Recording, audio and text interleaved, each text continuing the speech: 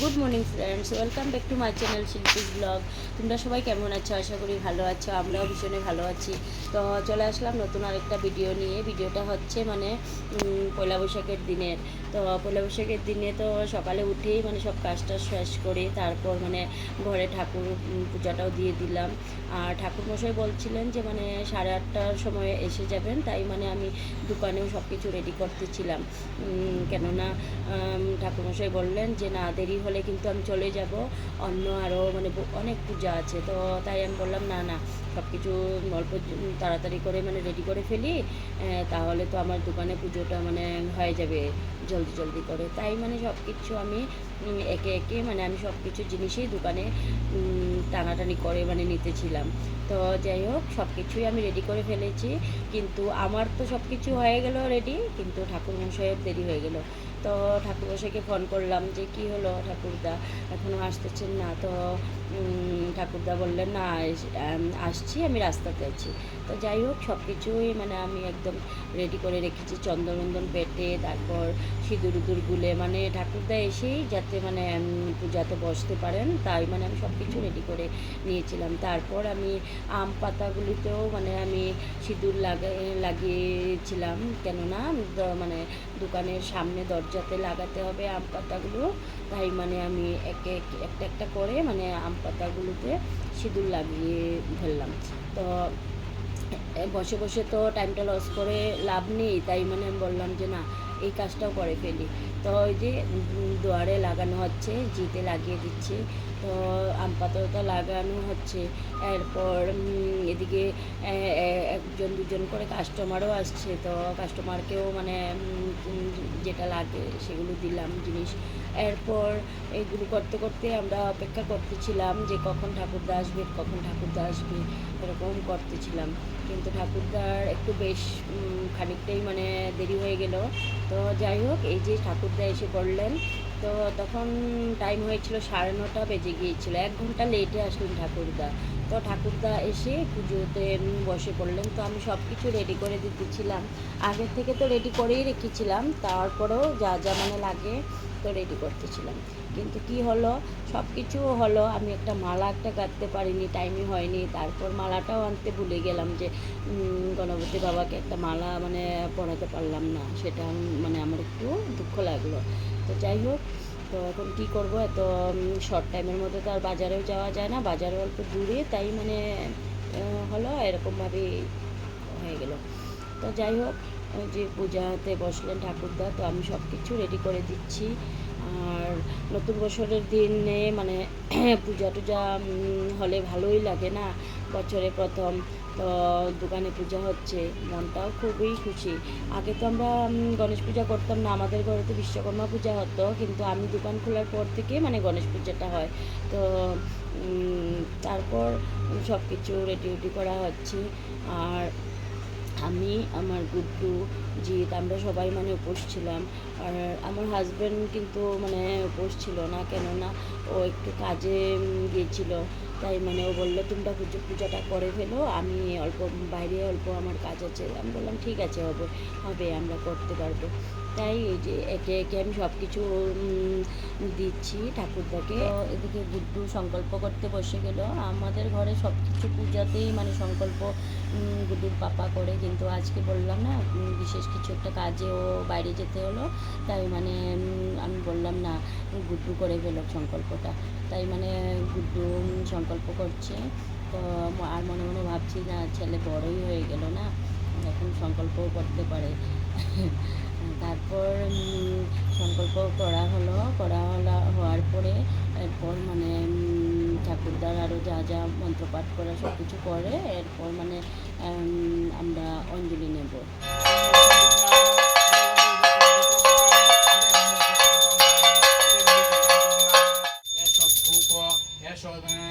ধূপ ওম গাং গণেশায় নমঃ।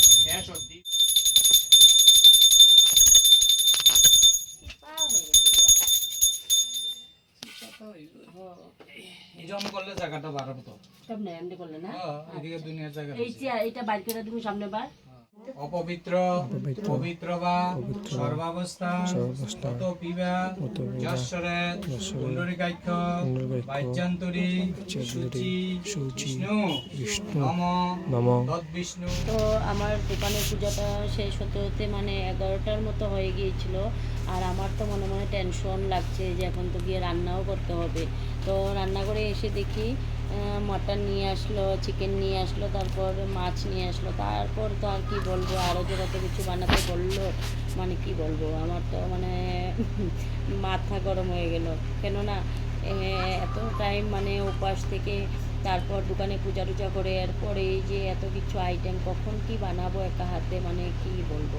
তো যাই হোক, একটা একটা করে বানাতে তো হবেই না, এমনিও তো আমরা বানাতেই থাকি। আর নতুন বৎসর তো কিছু একটা তো ভালো কিছু তো বানাতেই হবে। তারপর আমি দুটো কড়াইয়ে বসিয়ে দিয়েছি। তো একদিকে মানে মাছের কালিয়াটা বসিয়েছি, আর একটা কড়াইয়ে মানে আমি মাটনটা বসিয়ে দিয়েছি। তো দুটো হচ্ছে, তো এদিকে মাটন আর মাছ কারিটা হচ্ছে, আর ওদিকে আমি আরও অন্য কিছু কাটাকাটি করে নিচ্ছিলাম। তো একটা একটা করে সব কিছু মানে হয়েই গেল। আমি টেনশন করতেছিলাম যে কখন রান্না করব, যা হয়ে গেল। এরপর আবার এই যে চিকেনটা বসিয়েছি, চিকেন তো আমার গুড্ডু খায়, তাই মানে চিকেনটাও বানাতে হয়। তো চিকেনটা বসিয়ে দিয়েছি।